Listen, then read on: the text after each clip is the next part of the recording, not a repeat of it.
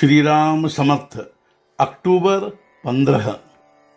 लीन आदमी को भगवान शीघ्र प्राप्त होंगे। नामस्मरण अभिमान का त्याग करके करे।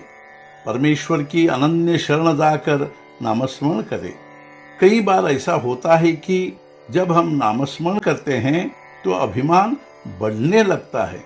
तब अभिमान के कारण साधना व्यर्थ जाती है।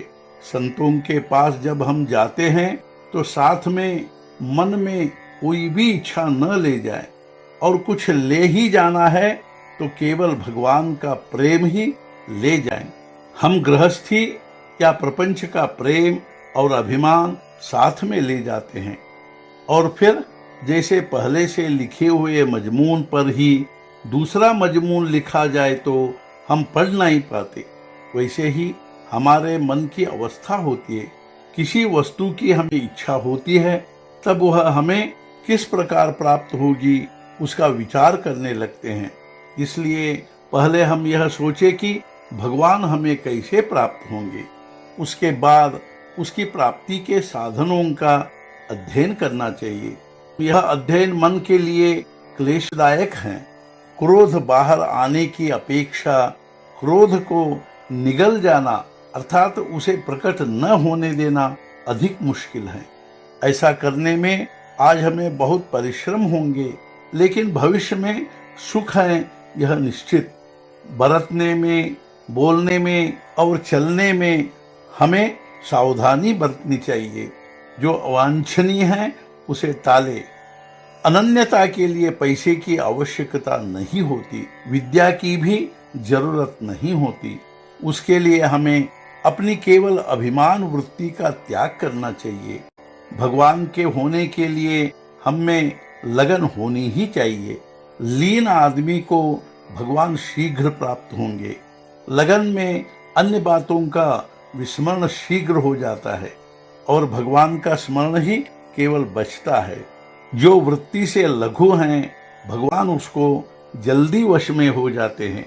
मनुष्य बड़ा होने पर छोटों की तरह नम्रता से व्यवहार करे तो वह बहुत अच्छा होता है।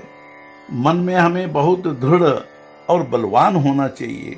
हम अपने साथ 24 घंटों तक शुद्ध और खुला व्यवहार करें। भगवान हमें किसी भी क्षण देखेगा तो हमें शर्म नहीं आनी चाहिए, अर्थात हमें शर्म होगी ऐसा व्यवहार अपने हाथ से न हो। हमारा व्यवहार वर्तन ऐसा हो कि भगवान के प्रति हमारी आशा मन में बढ़ती रहे और अंत में उसका परिणाम ध्यान लगाने में हो। रात में जो स्वप्न हम अपेक्षित करते हैं वह दिन भर करते रहे। इसलिए अपनी वृत्ति नामस्मरण में लीन रखे। हम सब में हो लेकिन किसी के भी हम न हो। इसी वृत्ति से जो रहेगा उसे परमार्थ जल्दी सधेगा। देह के उपचारों के लिए जो आकर्षित होता है वह भगवान को भूला होता है, किंतु जिसका अनुसंधान मजबूत होता है वह संसार के भूल भुलैया में नहीं फंसता। उसे संसार की शान की कीमत नहीं होती। पैसे की वासना और कीर्ति का लालच मनुष्य को भगवान से वंचित करता है। उनके चंगुल में नहीं अटकना चाहिए।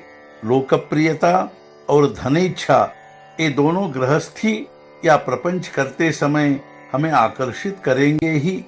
यह टालना बड़ा दुष्कर कर्म होता है, किंतु जो भगवान का प्रेम चाहता है वह इनके गुणधर्मों को पहचाने और सावधान रहे, जिससे उत्पन्न होने वाले उसे बाधा नहीं पहुंचाएंगे। आज के मुख्य विचार: अभिमान रहित होकर राम की शरण जाए और उसी से राम अपना होगा यह जाने। सद्गुरुनाथ महाराज की जय। जय जय रघुवीर समर्थ।